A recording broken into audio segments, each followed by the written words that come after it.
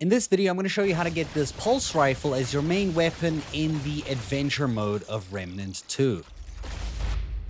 So the first thing you're going to want to do is from Ward 13, interact with the crystal, and you're going to make sure you're in world settings, and you're going to go down to adventure mode on the right hand side and reroll if you need to. Now this is going to be specific because you won't always get this dungeon as a thing. So in N'Erud, you're going to progress until you get to the very outside, the area that looks like this. Once you get to the outside, doesn't matter which starting area you get though, you do need to find a tower that has the little light ball above it, because that's where you're going to go. There is an entrance at the bottom of it, as you can see, like this. Now you can walk up and talk to the dude at the very back, but you're actually going to be going to the left over here because there's a hole in the ground that you can progress through, turn around. There is a little shop in the middle that you can buy stuff from, but we're taking the lift on the right and we're going all the way down, and this is going to take us to a little secret room.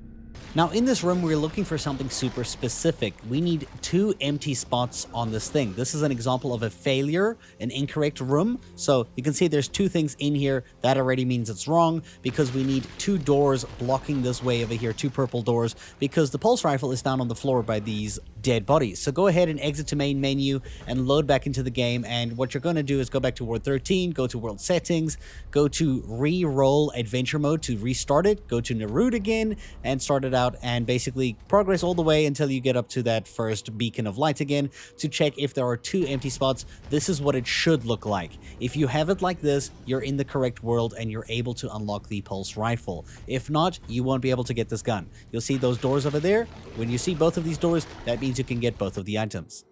Now within the open world, you're going to be looking for a dungeon. Well, 2 dungeons. The first one is going to be called Terminus Station. You will have to search until you find this dungeon. It could be in the first open world or the second one after progressing the story a bit.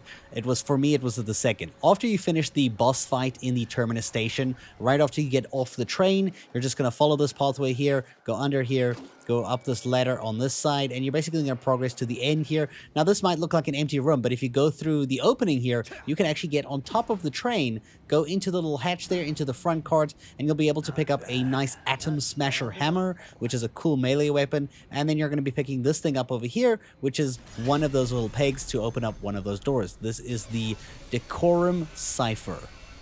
You will have to find a second dungeon as well. It might even become before Terminus Station. This one is going to be called Dormant N'Erudian Facility. So if I hover over it, this is what it should look like over here, Dormant N'Erudian Facility. You're going to come here and you're going to complete this one, right? At the beginning of this dungeon, there is a door that you cannot open, where you're going to be collecting an item after completing the dungeon and doing the main objective to get this item. So after you've completed it, you'll make your way to this railing over here.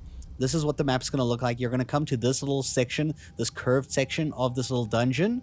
Right over here where the railing breaks apart, you're actually going to be able to jump down on the left here. So just fall down onto this, and then if you turn around and you can go through over here, and this is going to take you through another pathway. Just follow this to the end until it leads you to this room. In this room here, you'll be able to collect this control glyph thing, and this is what you're going to use to open up the door at the very beginning of the dungeon. So travel back there to the beginning, go open up the door using this item just like this. Using the biome control glyph will open up the door, and inside this room you'll be able to pick up an item on the right, as well as the main kind of like, you know, stake thing that you're going to take to the main objective of this whole video, back to that first room. You're now ready to go there. In case you somehow forgot, it's the statue with the giant light above it. You're going to go there through the entrance just like we did at the beginning of the video to progress to the purple machine. Once you're there, you're going to put down the stakes. Just stand in front of the machines like this, select the stakes one at a time. There you go. Go to the other one, select the other one, put it in. You'll see it disables the doors. You can pick up the first item on the floor here by the first body, and then on the second body, you're going to be able to pick up the pulse rifle. I hope you guys enjoyed this video, and thank you so much for watching.